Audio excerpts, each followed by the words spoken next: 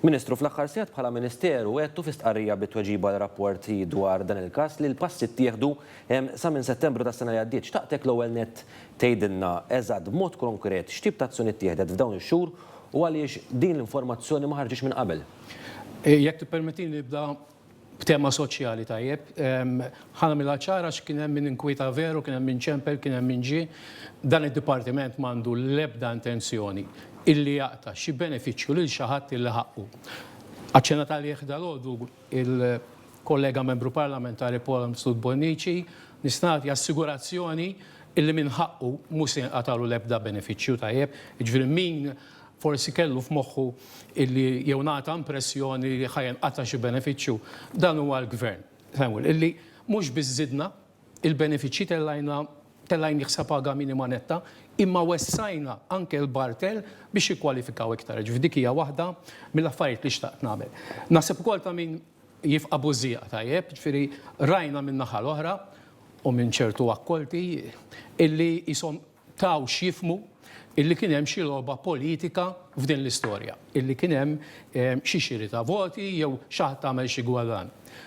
Is-sena 2022, is-sena tal-elezzjoni, kienet is-sena illi pajjiżna kellu lanqas numru ta' nies illi jieħdu dan il-benefiċċju soċjali partikolari. Ġifieri, jekk inħarsu lejn 2022 tajjeb, kellek inqas minn 3000 ruħ. Interessanti mbagħad, mhux għax tkun politiku, imma jekk immorru lura l-2006, meta l-popolazzjoni kienet anqas u da kollu, ma nixtieqx nidħol f'xi polemika oħra, in-numru kien aktar minn 3 darbiet ta' dak li jullu. Ġifieri fl-2006 kellek 9491 persuna jieħdu dan il-benefiċċju. Issa 2022 kienet l-inqas sena l-qatt kellna.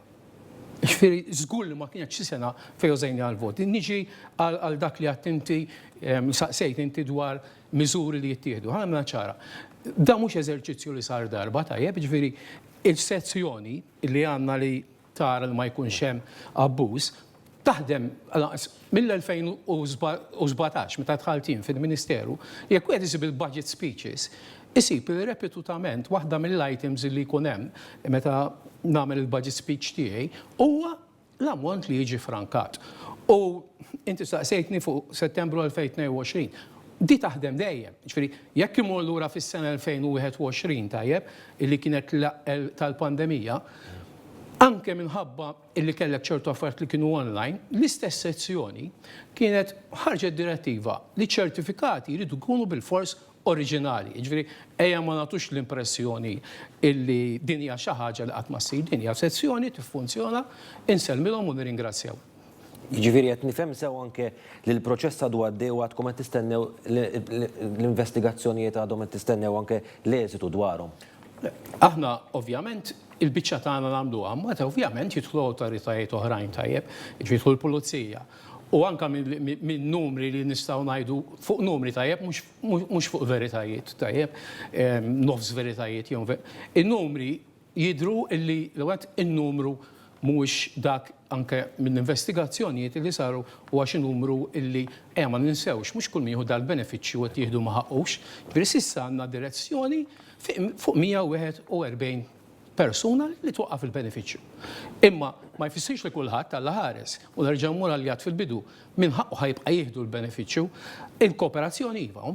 Għandek ovvjament investigazzjoni li ssir min-naħa tal-pulizija u għandek imbagħad id-dipartiment jibqa' jaħdem fuq din il-linja. Inna naħdmu fuqha, ilha taħdem kontinwament u naħseb li tagħti r-riżultati meta tqabbel illum mal-2006 għandek inqas minn terz illi qed jieħdu dan il-benefiċċju, naħseb li n-numri jitkellmu waħedhom tajjeb, tiskanta ruħek, tiskanta ftit jew mhux inkun sorpriż imma niskanta kif ċertu nies donhom illi jew jużaw kollox kif jaqbel lilhom politikalment li hija ħasra. Fis-soċjal m'hemmx politika f'ġeħ kemm hemm.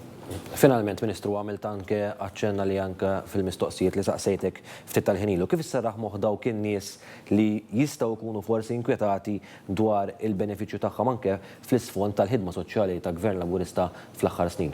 L-ewwel nerġa' nisħaq fuqha tajjeb illi għax kien hemm min ġie u kien hemm min inkwieta veru għax meta tiddemonizza li huwa ħażin.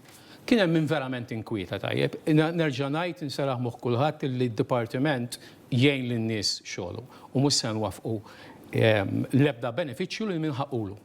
Li xtaqt nagħmel ukoll u din nagħmelha b'responsabilità personali totali tajjeb. Nibqa' nserraħ moħħ in-nies hemm barra li kif għamilna f'dal-aħħar snin, dan id-dipartiment huwa miftuħ għal kulħadd.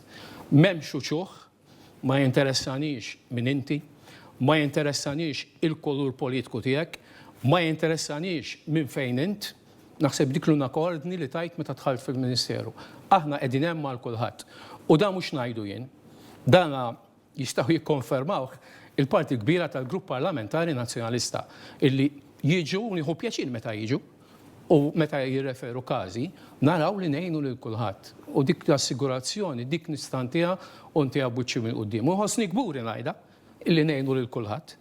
M'hemmx fis-soċjal aħna interessana minn soċjetà waħda, s-soċjetà Maltija li lantan huwa dejjem li ntejbu dik is-soċjetà.